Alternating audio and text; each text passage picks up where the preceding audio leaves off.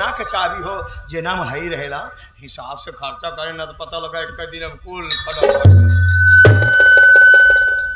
ये देखो अरे देवर जी इतनी छोटी चाबी किस चीज की है? कौन होता बाबूजी छटवार सामान से बड़ा चौका तारू धोखा खाले बाड़ू का अब बैटरी चलिए वो तो तोर मौसी लेके गई ना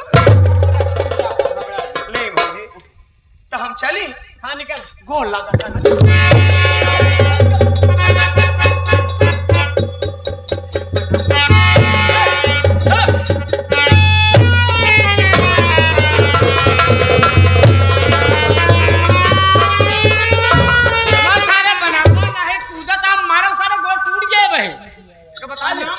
हाँ चल निकल हो गया प्रणाम तो चल हो गया निकल चल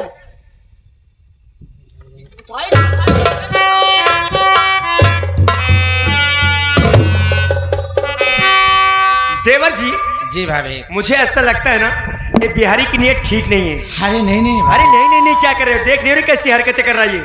भाभी ऐसी कोई बात नहीं है। बात यह है ना बचपन में उसके माँ बाप गुजर गए, तब से हम लोग के साथ में ही रह रहा है।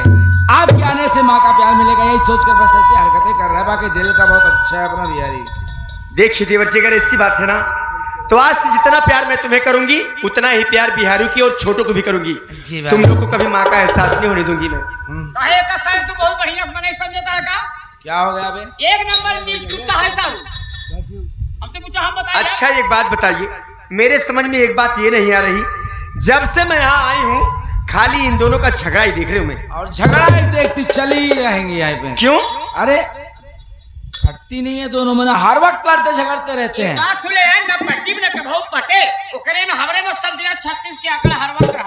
छोड़ 36 का आंकड़ा 36 का आंकड़ा 36। एक काम कर ए भाभी आई है यार, जरा स्वागत किया जा, चेयर लगा इसी बात पे। अब मेहर लगाई अबे मेहरा चेयर कुर्सी लगा, हिंदी बोला कर यार। कुर्सी लगा बे।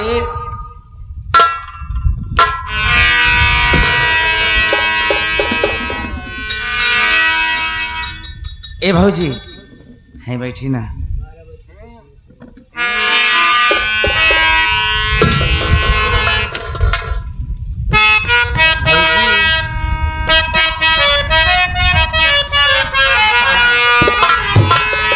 साची कहूँ तोहरे आवन से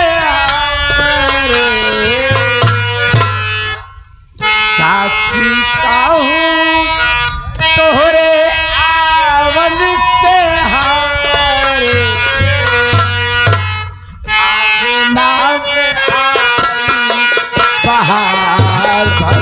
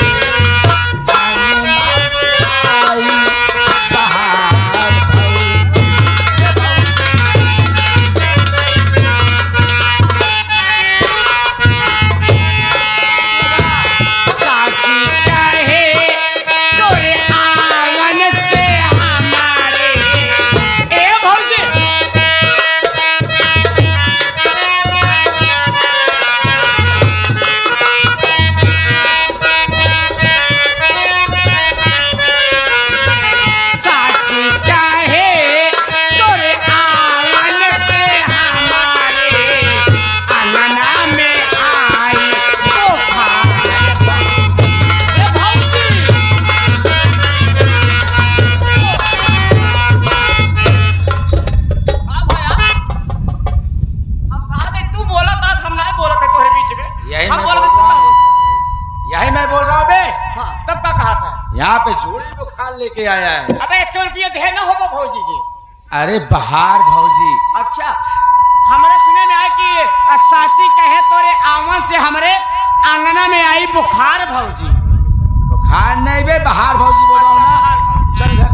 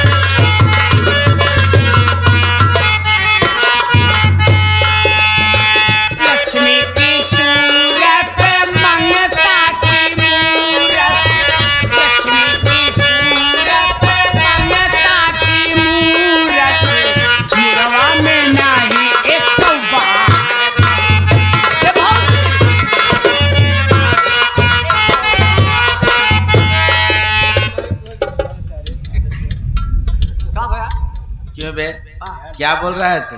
ये जो तू बोल तो मैं बोलता है। क्या मैं बोला? साची कहे तो रे हम से हमरे का बोल भाई है। हाँ। अब कहे बा लक्ष्मी की सूरत अब मांगता की पागल है तू। अब मुड़वा में ना ही एक बार भाव हरामखोर, इतना बिगड़ जा रहा है। यार लगता है गाली दे रहा है तो हाँ इतना तलवार मेरी बात सुन ठीक से।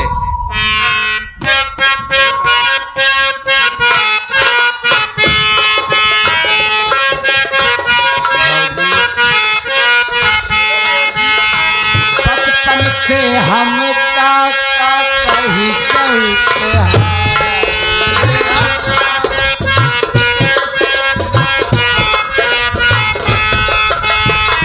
कोई भी हम काका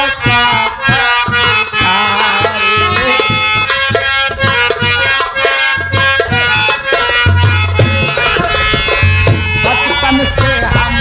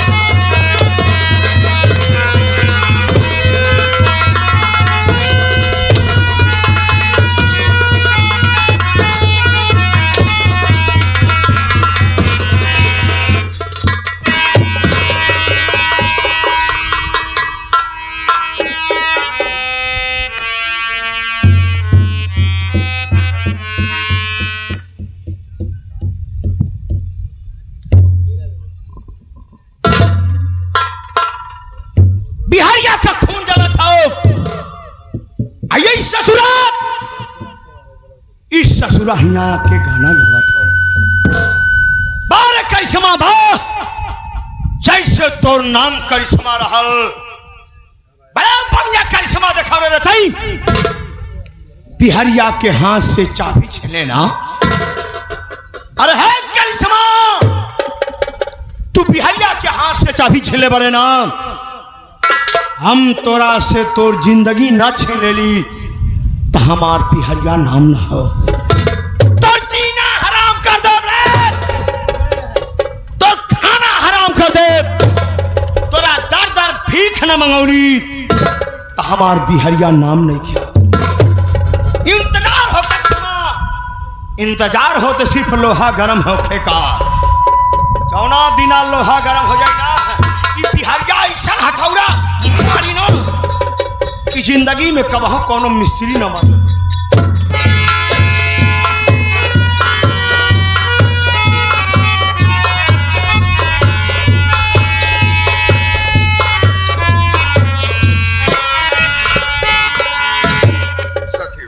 साथियों मुझे पहचाने में कोई गैर नहीं, मैं वही करिश्मा का भाई मदन। साथियों आप लोग की दया से भगवान की कृपा से आज मैं एक सरकारी डॉक्टर हो गया। कहो छोटू। हाँ बिल्कुल भैया, आप इतना परिश्रम करें मेहनत करें आप डॉक्टर बन गए। आज हम पढ़े लिखे हो इतना सही तक कब मोटर ही हो गया हो। पागल, उसे मोटर नहीं कंपाउंडर कहते हैं। छोटू तू मेरे साथ में प्रैक्टिस कर रहे हो, उस दिन जरूर कंपाउंडर बनेगा। ठीक है डॉक्टर। छोटू मैं तुमसे बता देना चाहता हूँ। हाँ डॉक्टर, जो मेरी छोटी बहन काजल नहीं थी, हाँ जो मामा के घर पढ़ रही थी, जी हाँ, आज वो भी एक सरकारी डॉक्टर हो गई है। ये तो बहुत खुशी की बात है भैया। और उसकी ज्वाइनिंग बॉम्बे शहर में भी छोटी हुई। ठीक है डॉक्टर साहब। और एक हफ्ते में मैं भी बॉम्बे चला जाऊंगा। हाँ। अभी बड़े सर ने मुझे फोन किया था, ऑफिस में बुलाया है। अच्छा, मैं उनसे ऑफिस में मिलने जा रहा हूँ। यहाँ की देख रेख तुम करना, मरीजों के साथ कोई लापरवाही नहीं होनी चाहिए। ठीक है डॉक्टर साहब, चलता हूँ। अच्छा नमस्ते डॉक्टर साहब।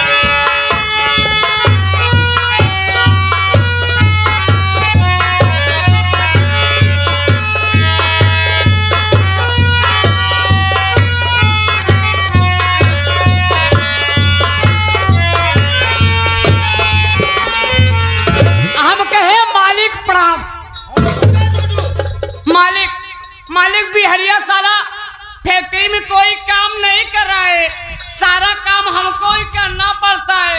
साले बिहरिया के जलन में मर जाओगे। अब कहा कहीं बिहरिया कुछ न कहा, हम है क्या कहा?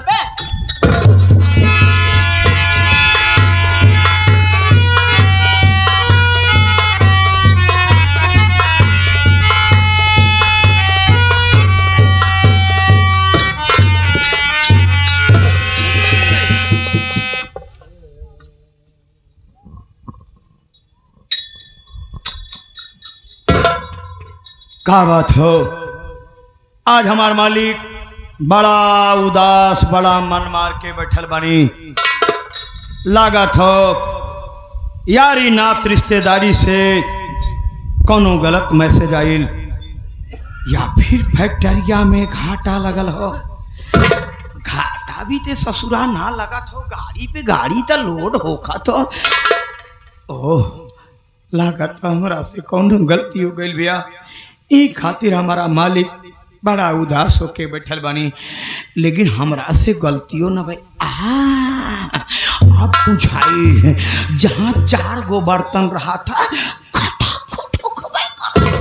लागत हो रतिया में भौजी से कुछ कहा सुनी हो गई। लेकिन भौजी से कहा सुनी कैसे हो सका था? भौजी तो घर में लक्ष्मी होके आइल बा। मालिक के कहनाम बा कि लइका लोगन का किलकारी गूंजी।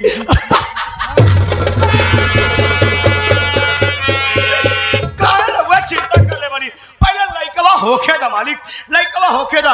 जब लइकवा हो जाई ना, हम बड़ा बढ़िया नाम चुन ले बानी मालिक। लइका हो जाई ना, एको को नाम टिंकू, एको को नाम चंदन, एको को नाम विशाल, एको को नाम अनु।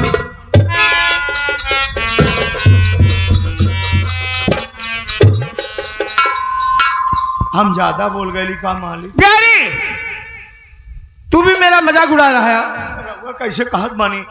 प्यारी, शादी को 10 साल बीत गए। अच्छा हम जाना तानी मालिक, हम जाना तानी। परसों रउआ का शादी के साल गिरा हुआ है, एना बार और बढ़िया से मनावल जाए। मीठा बनवैले बनी, बर्फी, लड्डू, कटलेस, बालूशाही। प्यारी, वो बात नहीं है। क्या सोचा था, क्या हो गया? और करिश्मा को इस घर में आए 10 साल बीत गए, बूझत बानी मालिक, और उससे एक भी बच्चा पैदा नहीं हुआ। सोचा था इस घर में बच्चों की किलकारियां गूंजेगी, लेकिन मेरा सारा सपना चकनाचूर हो गया। तरौआ लइका के खातिर मन मार के बैठल बानी। अरे छोरी मर्दबा, लइका पैका तो ससुरा हो खाता रही। आज ना तो सदिया भइल बा त बियाह लइकवा हो खबे करी। अब फिर अपन लइका न होई त केहू का लइका का गोदना मालिक। सारी बात छोड़ी और रउआ एगो बात बताई। परसों 12 बजे रउआ का तबीयत खराब भइल हल, हमन लोगन हॉस्पिटल लेके गइल हनी। डॉक्टर साहब कुछ रिपोर्ट में बतैले। प्यारी, रिपोर्ट आ गई है, मैं डॉक्टर से मिलकर के ही आ रहा हूँ। बोली। लेकिन जो बात मैं तुम्हें बताने जा रहा हूँ, तुम वादा करो कि वो बात मेरे छोटे भाई मोहन से नहीं कहोगे। फिर मालिक रिपोर्टिया में निकलल का बात जवन छोटका भैया मोहन से छिपावल जाई। प्यारी, डॉक्टर साहब ने कहा कि देखो सोहनलाल, मुझे बड़े अफसोस के साथ कहना पड़ रहा है कि तुम्हारी एक किडनी डैमेज हो गई है, उसकी जगह दूसरी किडनी लगाना पड़ेगा। रउआ का एगो किडनी डैमेज हो गई बा? हाँ मेरे भाई। मालिक, बिहारिया इतना दिन चुप रहा, लेकिन अब बिहारिया ना चुप रही। कहावत कहा गई बा, बिना विचारे जो करे सो पाछे पछताए, अब काम बिगाड़ो आपनो जग में हो शायद। पहले कहत रहनी कलिशमा का आंखी भुअर हो, कुलच्छनी हो, एकरा लइका पैका ना होई। अरे सोची मालिक, सोची बीमारी रउआ से ससुरी 3 किलोमीटर दूर रख के बात करत रहल। आगे किडनी खराब हो गई बा, दूसर का किडनी का भरोसा। करिश्मा के घर में अले 1 2 3 4 5 ना बल्कि 10 साल बीत गई। 10 साल बीत गई, एक कौ लइका ना भई। अब का लुगा प्यारी, काश बात मान लिया होता तो आज देखने को ये दिन नहीं भरता। एक बात सुन ला मानिक, घर सरवा कितना भी नीमन होखे, घर सरवा कितना भी बड़ा होखे, लेकिन जौना घरा में लइका लोगन का किलकारी न गुजत हो, घर ना चार पूरा भंगा। तुम ठीक कह रहे हो बिहारी। लेकिन मालिक एगो कहावत हो कहा गई बात कि हे किसान कहा का वही कहा जब सचेता। कहना क्या चाहते हो? अब कुछ ना बिगड़ल बा बाबू, रउआ हमार बात मान ले ना, हमार बात मान ले बा बाबू ने, इतना लइका हो जाए, इतना लइका हो जाए भला सेठ हुए ना चड्ढी न पहना पाइबे। कहना क्या चाहते हो? रउआ हमार बात सुनी।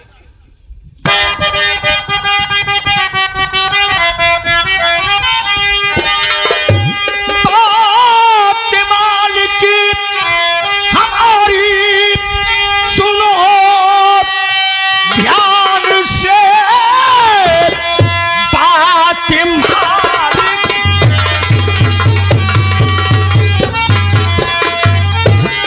बात मालिक हमारी सुनो ध्यान से, दूसरी शादी अपनी रचाओ अभी, पत्थर की मूर्ति है ये करिश्मा सुनो, उसके तन से न होगा ये बच्चा।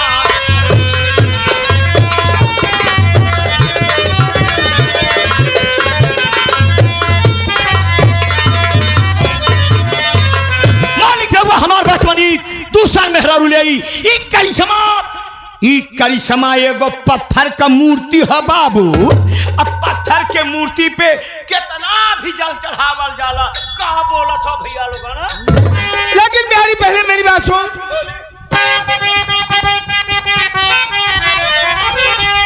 और दूसरी शादी मुझसे न कोई करे, कैसे शादी कराऊंगा मैं?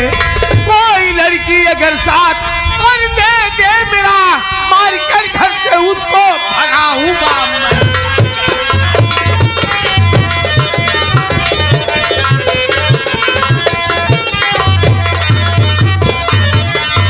यानी पहले तो कोई लड़की मुझसे शादी नहीं करेगी, अगर कोई लड़की मेरा साथ दे दे तो मैं तुझसे वादा करता हूँ कि करिश्मा को मार कर सीधम घर से बाहर करूंगा।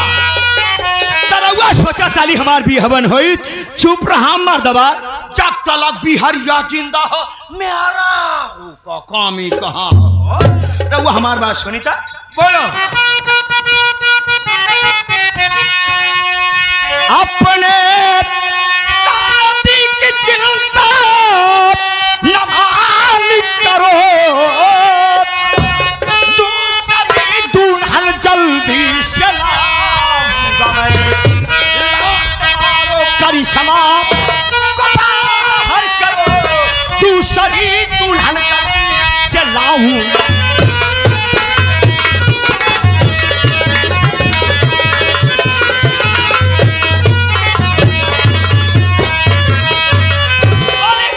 रउआ एक मेहरारू खातिर परेशान बनी ना, ई बिहरिया का वादा हो, हम तोहरा खातिर एक ट्रक मेहरारू ले आई। एक ट्रक और का एक दूसरे का मतलब निकल हो, एक ट्रक मेहरारू ले आई, लाइन लगा के इसे खड़ी करा दे। जवान मेहरारू नीमन होखे बढ़िया बरियार देखी है, दौड़ के कब्जे हाथ पकड़ ली है, बाकी 2 रुपया मात्र 2 रुपया दे के भगा दे। अगर ऐसी बात है बिहारी जी मेरी बात सुनो। दूसरी दुल्हन लाएगा कल मेरे लिए, आज ही उसको घर से भगाऊंगा मैं, मारू लातों से ठोकर, और ये भी इस घड़ी पत्थर की मूरत घर से भगाऊंगा मैं।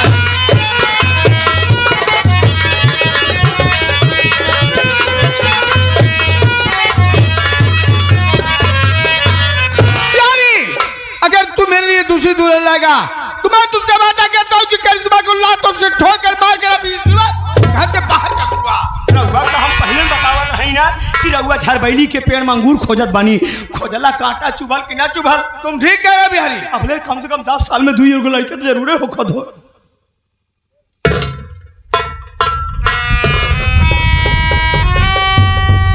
मालिक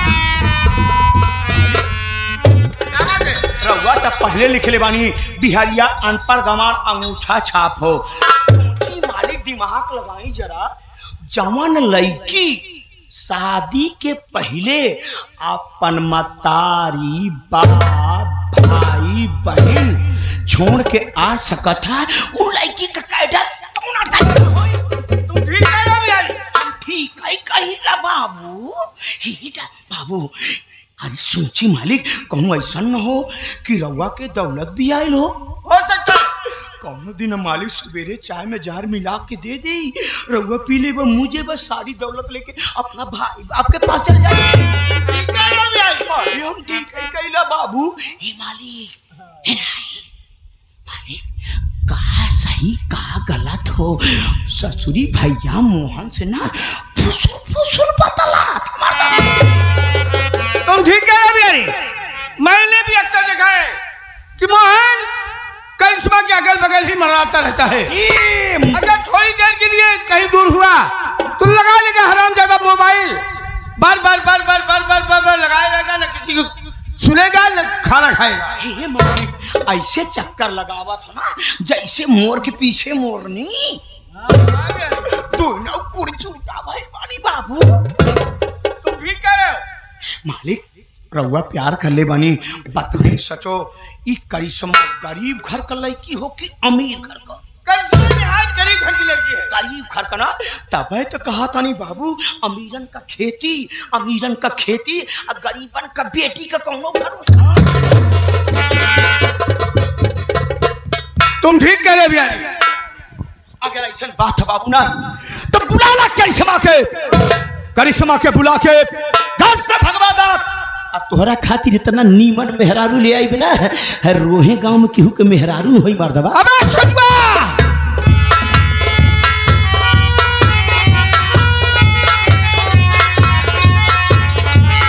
करिश्मा कहाँ है? एक कमरा में बैठी हैं। बुला से तो। अच्छा आप बैठा, बुला देते हैं। हाँ बड़ी भाभी जी, आपको बड़े भैया जी बुला रहे हैं।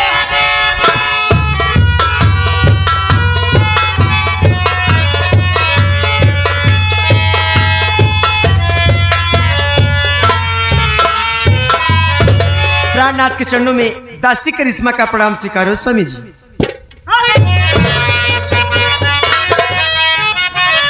क्या बात है? अरे निकल जा घर से मेरे चंडाल, निकल जा घर से मेरे चंडाल, नहीं अभी पैदा हो।